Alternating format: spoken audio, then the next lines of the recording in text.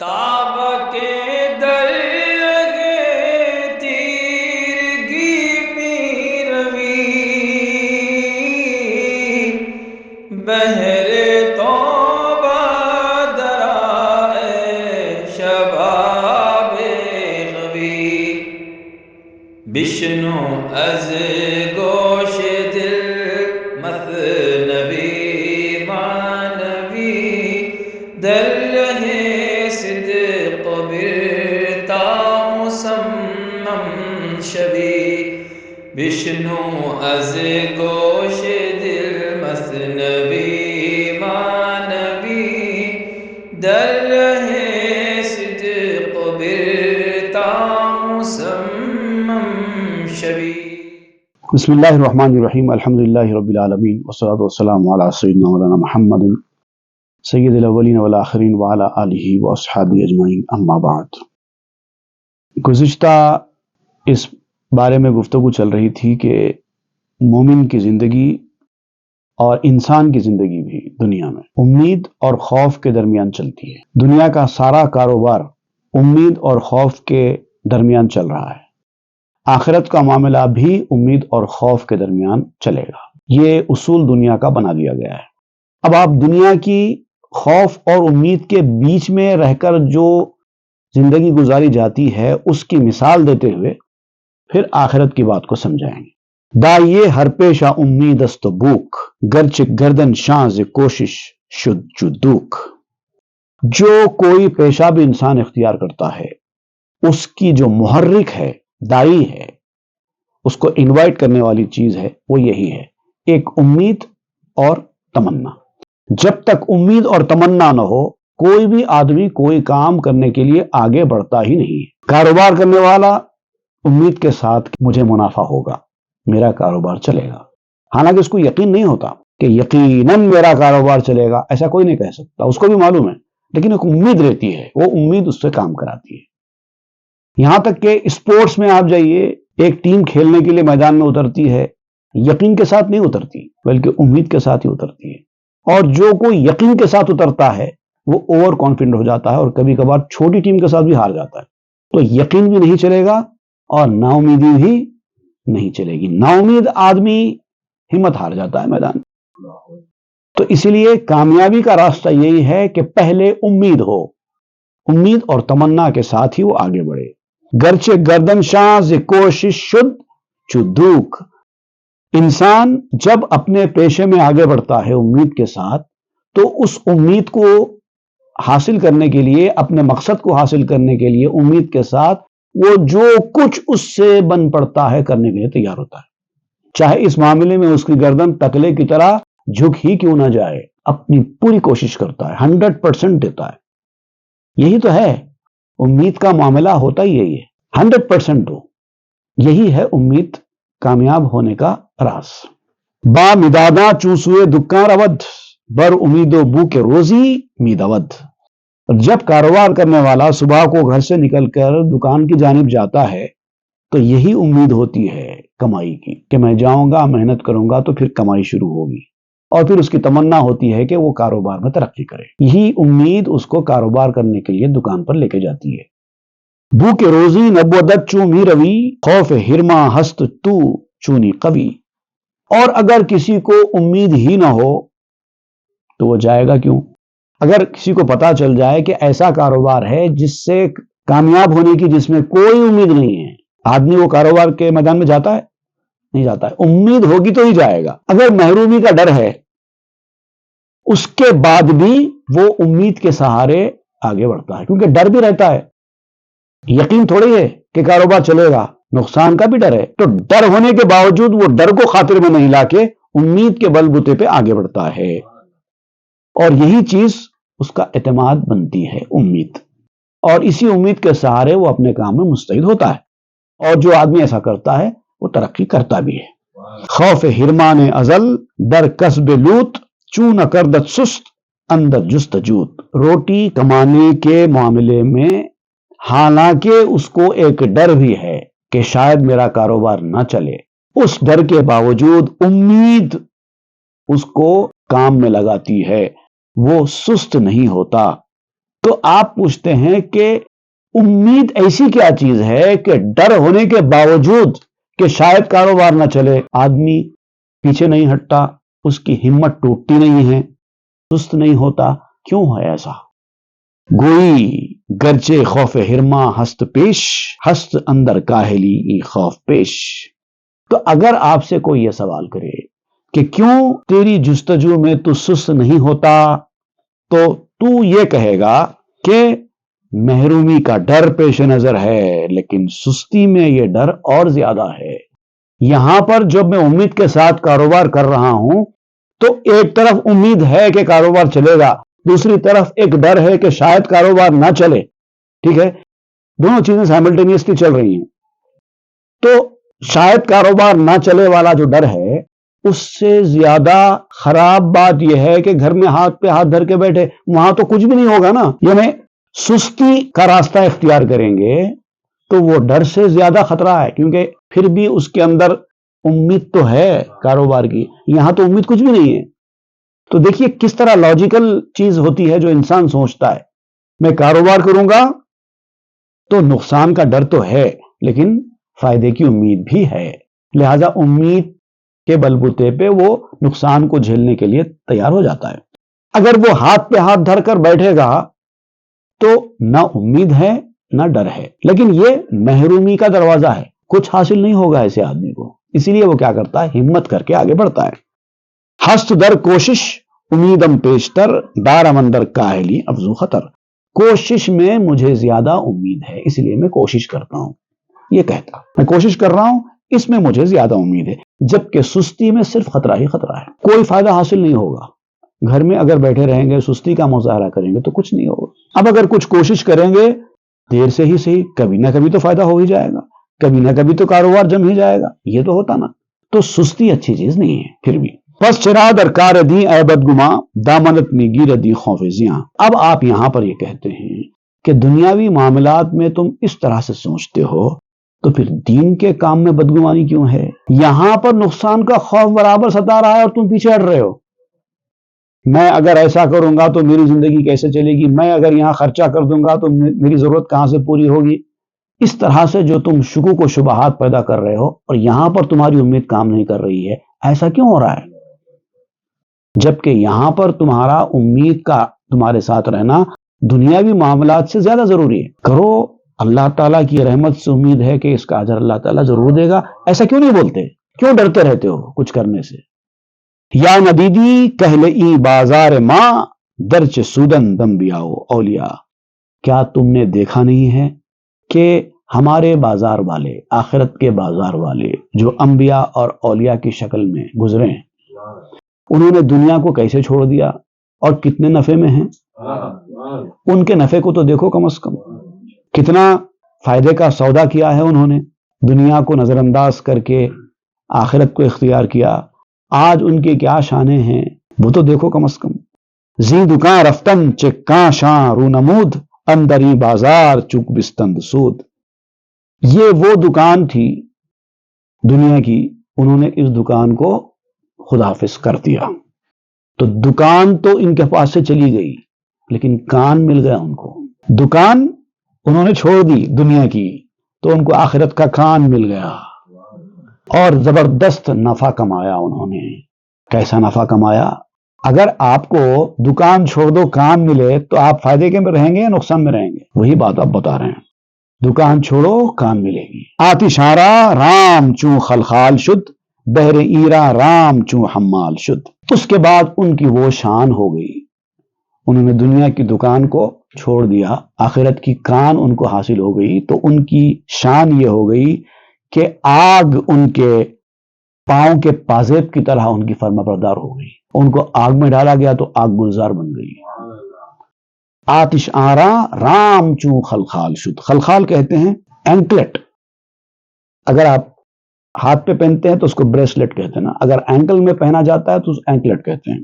تو اینکلٹ کی طرح رام ہو گئی، رام کہتے ہیں اوبیڈینٹ، سبمیسو، آگ بھی ان کے لیے سبمیسو ثابت ہو گئی۔ بحر ایرا رام چوں حمال شد، اور سمندر ان کے لیے ایسا سبمیسو ہو گیا جیسے کہ کوئی حمال ہوتا ہے، بوجھ اٹھانے والا، کیریئر کی طرح ان کا فرما بردار ہو گیا سمندر بھی، اور سمندروں کے اوپر سے چلتے رہے یہ لوگ۔ از دمے آ مردے زندہ شدے ابر آرا صاحبان آمدے، ان کے پھونک مارنے سے مردے زندہ ہوئے، ایسی ایسی شانیں انہوں نے حاصل کی۔ ابر ان کے سامنے آ کے صاحبان بن گیا، ان کے چھت کے اوپر، ان کے سر کے اوپر چھت کی طرح نمودار ہو گیا، ایسے ایسے معجزے دکھائے گئے۔ آہ نارا رام ہمچو موم شد، بعد آرا بندو محکوم شد، لوہا ان کے لیے موم کی طرح فرما بردار ثابت ہو گیا۔ داؤد علیہ السلام کی طرف آپ اشارہ کر رہے ہیں، وہ پکڑتے ہیں تو لوہا بھی موم کی طرح نرم ہو جاتا ہے، اور ہوا ان کی غلام اور ان کے حکم کے تابع ہو گئی، وہ سلیمان علیہ السلام کی طرف اشارہ کرتے ہیں۔ شد براں در نفع دشمن چوب مار، عنکبوت شد مریرا پردہ دار، دشمن کو دفع کرنے کے لیے جب انہوں نے لکڑی کو پکڑا تو سانپ بن گئی، یہ موسیٰ علیہ السلام کی طرف اشارہ کرتے ہیں۔ عنکبوت شد مریرا پردہ دار، جب ان کو دشمن سے پردہ کرنے کی ضرورت پڑی تو مکڑی نے آ کے جالا تن دیا۔ ایسے ایسے حیرت انگیز کام ہوئے اللہ والوں کے ساتھ، اور یہ اسی لیے ہوا کہ انہوں نے کان کے لیے دکان کو خیرباد کر دیا۔ اب اس امت میں بھی، رسول اللہ صلی اللہ علیہ وسلم کی امت میں بھی بعض ایسے بڑے درجے کے اولیاء ہیں جن کا احادیث میں ذکر ہیں، ایسی بڑی بڑی شان کے ہیں، ان کا یہاں پر ذکر ہو رہا ہے۔ قوم دیگر سخت پنہاں میروند، شہرے خلقان ظاہر کیشوند، کچھ ایسے لوگ بھی ہیں اس امت میں جو چھپ کر چلتے ہیں، لوگوں کو دکھائی نہیں دیتے، ظاہری مخلوق کی نگاہوں سے چھپے ہوئے رہتے ہیں، عام لوگوں کی طرح کی ان کی زندگی ہوتی ہے، کوئی آدمی ان کے بازو چلتے ہوئے بھی نہیں پہچان سکتا کہ یہ اس درجے کے ہیں کہ ان کے ساتھ ایسے معاملات ہوتے ہیں۔ اب دیکھیے احادیث میں بھی ایسے لوگوں کا ذکر آیا ہے۔ حضرت عمر بن خطاب رضی اللہ تعالیٰ عنہ سے روایت ہے کہ وہ ایک دن مسجد نبوی میں تشریف لے گئے تو دیکھا کہ حضرت معاذ بن جبل رضی اللہ عنہ حضور صلی اللہ علیہ وسلم کی قبر مبارک کے پاس حاضر ہیں اور رو رہے ہیں۔ انہوں نے کہا کہ اے معاذ آپ کیوں رو رہے ہیں؟ تو حضرت معاذ نے فرمایا کہ مجھے رسول اللہ صلی اللہ علیہ وسلم سے سنے ہوئے ایک ارشاد کی وجہ سے رونا آ رہا ہے۔ میں نے رسول اللہ صلی اللہ علیہ وسلم سے سنا تھا کہ آپ فرما رہے تھے کہ تھوڑا سا دکھاوا بھی شرک ہے، اور جو کوئی اللہ کے کسی دوست سے دشمنی رکھتا ہے وہ گویا اللہ تعالیٰ کے خلاف اعلان جنگ کرتا ہے۔ اللہ تعالیٰ کو وہ گمنام متقی نیک لوگ پسند ہیں، گمنام کا لفظ استعمال کیا گیا، جو غیر حاضر ہوں، محفل میں نہ ہو، کسی کے پاس نہ ہو تو کوئی ان کو پوچھتا بھی نہیں، تلاش بھی نہیں کرتا، اور اگر موجود بھی ہوں تو ان کو کوئی اپنے پاس بلا کر نہیں بٹھاتا، بلکہ ان کے پہچاننے والے بھی نہیں ہیں لوگ، لیکن ان کے دل ہدایت کے چراغ ہیں، اور وہ دنیا کے ہر غبار آلود تاریک فتنے سے آسانی سے نکل جاتے ہیں، ان کے اوپر یہ فتنے اثر ہی نہیں کرتے، اور نہ وہ ان چیزوں سے وہ متاثر ہو کر گمراہ ہوتے ہیں، اپنے کام میں لگے ہوئے ہیں اور کوئی ان کو پہچانتا نہیں۔ ایسے بڑے بڑے لوگ موجود ہیں۔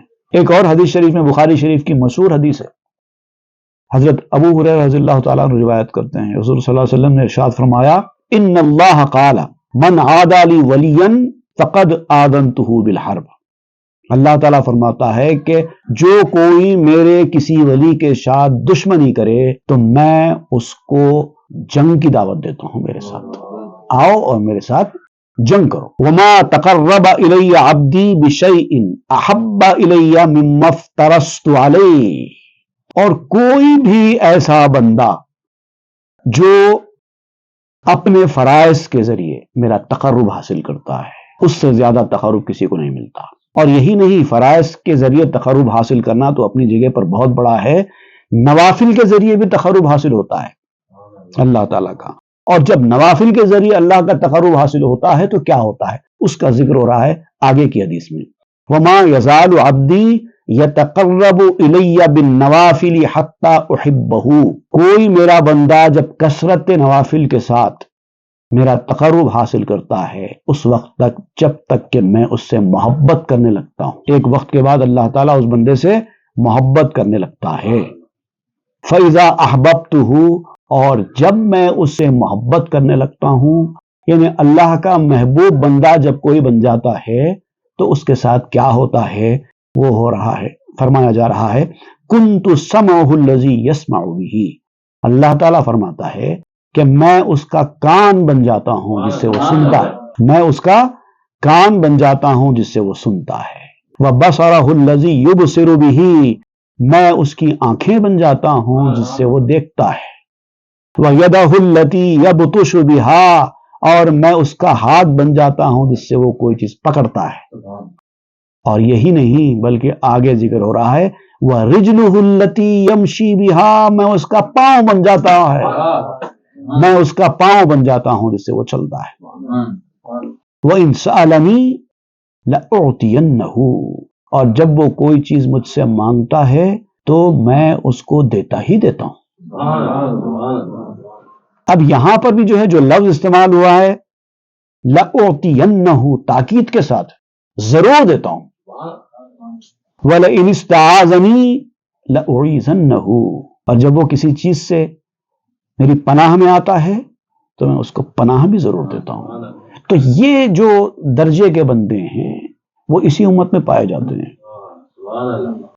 ان کے منہ سے جب بات نکلتی ہے تو اللہ تعالیٰ پوری فرما دیتا ہے۔ اور ایک حدیث شریف حضرت ابو ہریرہ سے یہ مروی ہے، امام سیوطی نے الجامع الصغیر میں اس کو بیان کیا، رب اشعث اخبر ذی تمرین تنبو عنہ اعین الناس لو اقسم علی اللہ لابرہ، دنیا میں گھومنے والے بہت سارے ایسے لوگ جن کے بال بھی صحیح نہیں بنے ہوئے ہوتے ہیں، بال بکھرے ہوئے، لوگ ان کو دھتکارتے رہتے ہیں، ان کی کوئی ویلیو نہیں ہے ظاہری دنیا میں، لیکن ان میں ایسے لوگ بھی پائے جاتے ہیں کہ کسی معاملے میں اگر اللہ تعالیٰ پر قسم کھا لیں تو اللہ ان کی قسم پوری فرما دے، رد نہیں ہوتی ان کی بات۔ اور ایک حدیث میں حضرت عبداللہ ابن عمر رضی اللہ تعالیٰ عنہما فرماتے ہیں رأیت رسول اللہ صلی اللہ علیہ وسلم یطوف بالکعبہ، میں نے ایک مرتبہ رسول اللہ صلی اللہ علیہ وسلم کو کعبۃ اللہ کا طواف کرتے ہوئے دیکھا، اور طواف کے دوران آپ کعبۃ اللہ شریف سے خطاب کرتے ہوئے فرماتے تھے ویقول ما اطیبکی واطیب ریحکی، اے کعبہ تو کتنا عمدہ ہے اور تیری خوشبو کتنی پیاری ہے، ما اعظمکی واعظم حرمتکی، اور تو کتنا عظیم المرتبت ہے اور تیری حرمت کتنی زیادہ ہے۔ اب یہ کعبۃ اللہ کی تعریف بیان کرتے ہوئے حدیث کے آگے کے الفاظ دیکھیے، والذی نفس محمد بیدہ، قسم ہے اس ذات کی جس کے قبضے میں محمد کی جان ہے، لحرمت المؤمن اعظم عند اللہ حرمتا من کی مالہ و دمہ، مومن کی، جو سچا مومن ہے ایمان والا، مومن کے جان و مال کی حرمت اللہ کے نزدیک اے کعبہ تیری حرمت سے بھی زیادہ ہے۔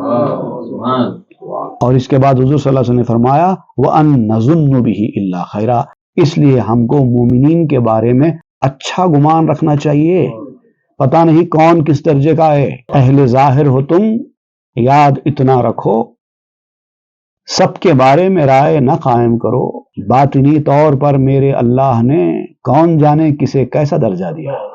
اور بہت سارے اس طرح کے لوگ چھپے ہوئے ہوتے ہیں، لوگوں کی نظروں میں نہیں آتے، ان کا یہاں پر آپ ذکر کر رہے ہیں۔ ای ہما دارند چشم ہیچ کس بر نیفتد بر کیاشاں یک نفس، وہ سب کچھ رکھتے ہیں باطنی طور پر، ان کا ایک اسپریچول ڈومینین ہے، ان کی ایک اسپریچول سپریمیسی ہے، لیکن کسی کی نگاہ نہیں پڑتی ان کے اوپر، ایک لمحے کے لیے کوئی ان کی طرف دیکھتا تک نہیں، ایسے عام لوگوں کی طرح دنیا میں گھومتے رہتے ہیں، ان کی سوورنٹی کا کسی کو پتہ ہی نہیں ہے۔ ہم کرامت شاں ہمیشہ در حرم، نام شارہ نشنوند ابدال ہم، وہ خود بھی اور ان کی کرامتیں بھی حرم میں ہے، ڈیوائن سینکچوری میں ہے، کسی کو نہیں دکھائی دیتی، بلکہ بہت سارے لوگ اللہ والے تو ایسے بھی ہیں جن کے بارے میں خود ابدال کو پتہ نہیں ہے، نام شارہ نشنوند ابدال ہم، ابدال کے مقام پر فائز اولیاء کرام بھی ایسے لوگوں کو نہیں جانتے. یا نمیدانی کرم ہائے خدا کو ترا می خواند عیسو کے بیا. کیا تو نہیں جانتا کہ خدا کے کرم کے بارے میں وہ تجھے پکارتے ہیں کہ آجا خدا کا کرم لوٹ لے، کیوں ادھر ادھر مارا مارا پھر رہا ہے.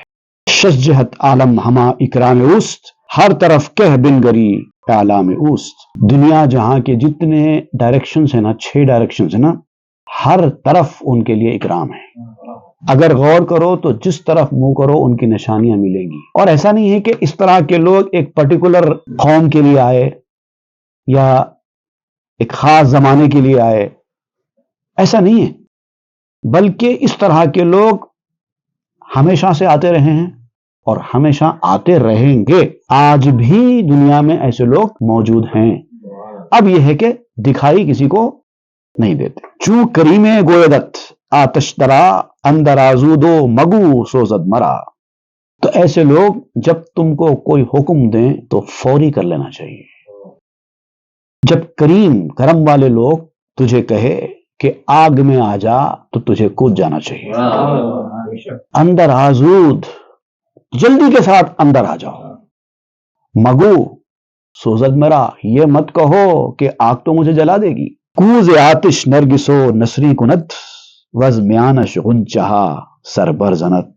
کیونکہ وہ ایسے لوگ ہوتے ہیں کہ وہ آگ کے اندر نسرین اور نرگس جیسے پھول کھلا دیتے ہیں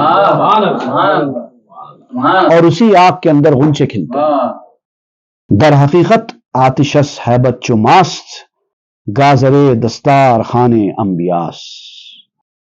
حقیقت بات یہ ہے کہ آگ ان کے سامنے پانی کی طرح ہے. آگ بھی ان سے خوف کھاتی ہے کیونکہ وہ انبیاء کرام کے دسترخوان کا دھوبی ہے. آگ ان کے پاس دھوبی کا کام کرتی ہے، کپڑے دھونے کا کام کرتی ہے. آگ جیسا پانی کرتا ہے، ان کے پاس آگ بھی کپڑے دھونے کا کام کرتی ہے. اب یہ آگ کپڑے دھونے کا کام کرتی ہے، اس کا ذکر کرتے ہوئے آپ ایک حضور صلی اللہ علیہ وسلم کا ایک واقعہ بیان کر رہے ہیں یہاں پر، حضرت انس بن مالک کا. بہت مشہور واقعہ ہے اور مولانا روم کا جو انداز ہے اس کو بیان کرنے کا وہ کیسا ہے آپ دیکھیے. از انس فرزند مالک آمداست کہ بے مہمانی او شخص شداست. حضرت انس جو کہ مالک کے بیٹے انس بن مالک رضی اللہ تعالیٰ عنہ، ان کے حالات میں منقول ہے کہ ایک شخصیت تھی جو ان کے گھر مہمان بنی.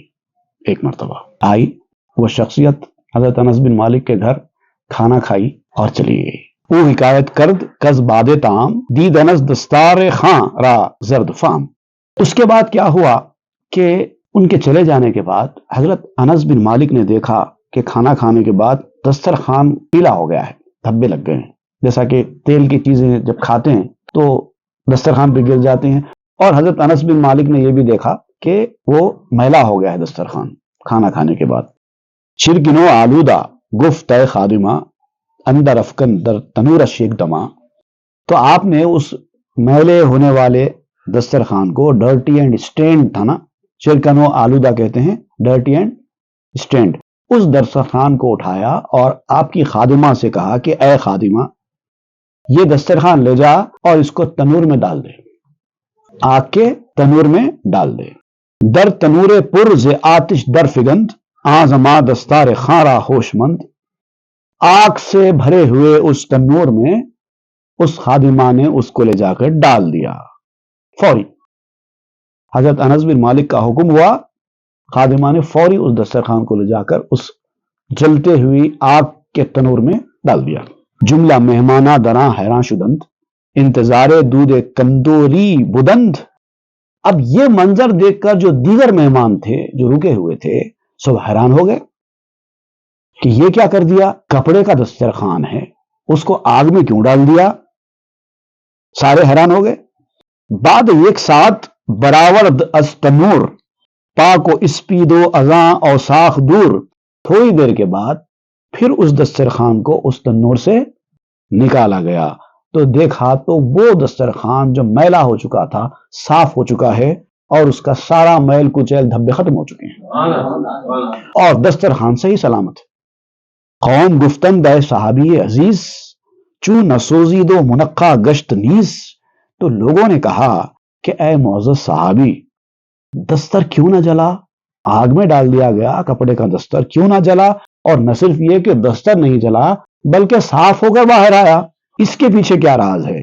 گفت زاں کے مصطفیٰ دست و دہاں بس بے مالی دندری دستار خاں، تو آپ نے فرمایا اس لیے نہیں جلا کہ مصطفیٰ صلی اللہ علیہ وسلم تشریف لائے تھے، آپ نے کھانا تناول فرمایا اور کھانا تناول فرمانے کے بعد اپنا دست اقدس دھونے کے بجائے دسترخوان سے پوچھ دیا تھا، اور اکثر اس دسترخوان سے حضور صلی اللہ علیہ وسلم اسی طرح پوچھا کرتے اور میں ہمیشہ ایسے ہی دھویا کرتا ہوں، کیونکہ مجھے معلوم ہے کہ جس چیز کو رسول اللہ صلی اللہ علیہ وسلم کا دست مبارک لگ جاتا ہے اس کو آگ نہیں جلا سکتی۔ اے دل ترسندہ از نار و عذاب با چنا دست و لب کن اختراب۔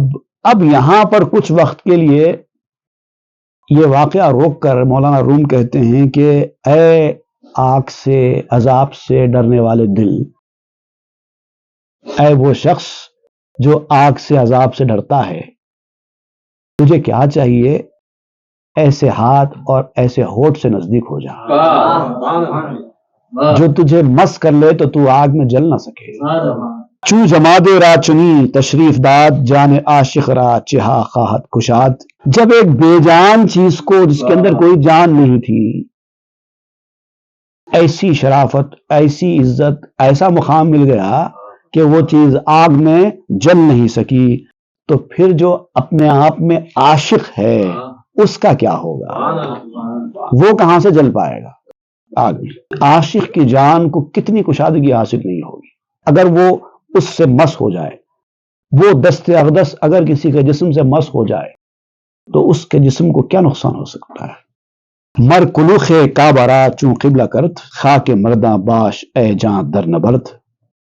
یہ وہی شخصیت ہے، دسترخوان کو ہاتھ سے مس کرنے والی یہ وہی شخصیت ہے جس نے ایک اینٹوں سے بنی ہوئی چھوٹی سی چار دیواری کو قبلہ بنا دیا۔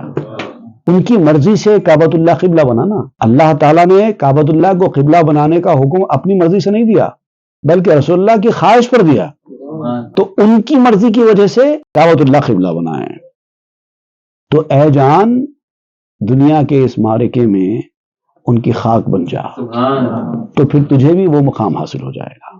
تو اب آپ یہ بات کہتے ہوئے پھر اپنا واقعہ آگے بڑھا رہے ہیں۔ بعد ازاں گفتند با آ خادمہ تو نگوئی حال خود با ای ہما۔ اس کے بعد انہوں نے خادمہ سے کہا، لوگوں نے اب خادمہ سے پوچھا تو اپنا حال نہیں بتاتی یہ سب کچھ ہوتے ہوئے؟ بھائی ہم نے ان سے پوچھا انس بن مالک سے کہ آپ نے یہ دسترخوان کو آگ میں کیوں ڈلوایا، تو انہوں نے جواب دے دیا کہ ایسا ایسا تھا اس لیے میں نے آگ میں جلایا اور ہمیشہ میں ایسا ہی کرتا ہوں۔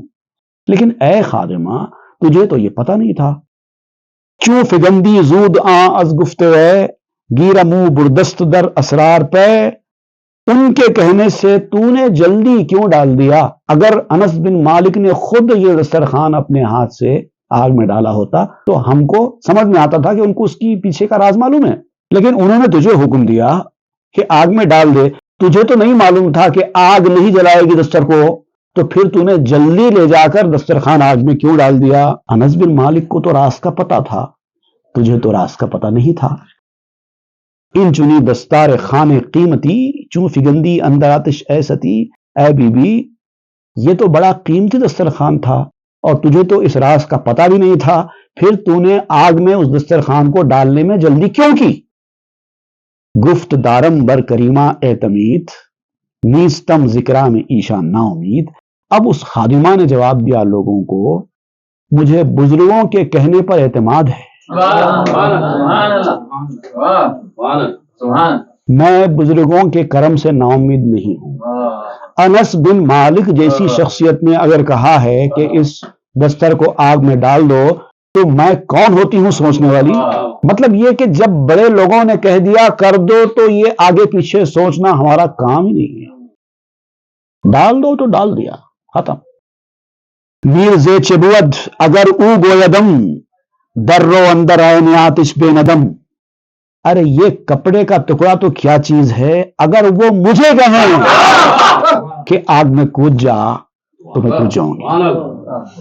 یہ ہے اعتماد اللہ والوں پر، جو یقین اور اعتماد کی کیفیت ہے۔ یہ اندر افتم از کمال اعتقید، از عباد اللہ دارم بس امید۔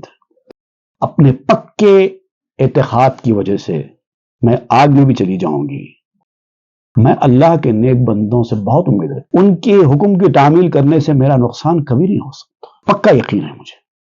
سر در اندازم نئی دستار خاں، ز اعتماد بر کریم رازداں۔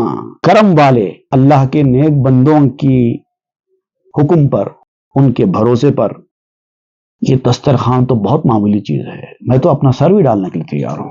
اے برادر خود بری اکثیر زن، کم نبایت صدق مرد از صدق زن۔ آپ کہتے ہیں مولانا روم کہ اے بھائی اپنے آپ کو تم اسی اکثیر سے رگڑ لو، جس طرح کی فرما برداری کا مظاہرہ اس خادمہ نے کیا ہے اس کو اپنے اندر اتارو، یہ فرما برداری کا مظاہرہ کرو، اس کو کہتے ہیں اکثیر سے رگڑ کر شائن ہو جانا۔ اور اس کے بعد جو آپ نے دوسرا مصرع استعمال کیا نا، جھنجھوڑنے والا، کم نبایت صدق مرد از صدق زن۔ مرد کے اعتقاد کی سچائی ایک عورت کے اعتقاد کی سچائی سے کم تو نہیں ہونا چاہیے۔ ایک عورت ہو کہ اس کے اعتقاد کی یہ کیفیت ہے تو تم تو مرد ہو، اس سے بھی کم رکھتے ہو۔ آ دلے مردے کہ از زن کم بود، آ دلے باشد کہ کم زش کم بود۔ وہ مرد جس کا دل، جس کا ایمان، جس کا اعتقاد عورت کے دل، عورت کے اعتقاد اور عورت کے ایمان سے کم ہے، وہ ایسا دل ہے کہ جو درجے میں پیٹ سے بھی کم ہے۔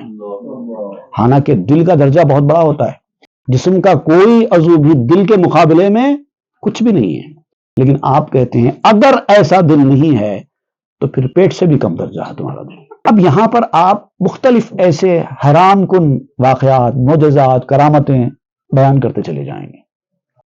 اب آگے ایک حضور صلی اللہ علیہ وسلم کی ایک اور کرامت کا واقعہ آپ بیان کریں گے، اور اس سے آپ کیا کیا اہم باتیں، اہم نکات ہمارے سامنے پیش کریں گے، انشاءاللہ وہ ہم آئندہ کے درس میں پڑھیں گے۔ صلی اللہ تعالی علی خیر خلق سیدنا محمد وآلہ وصحبہ اجمعین والحمد للہ۔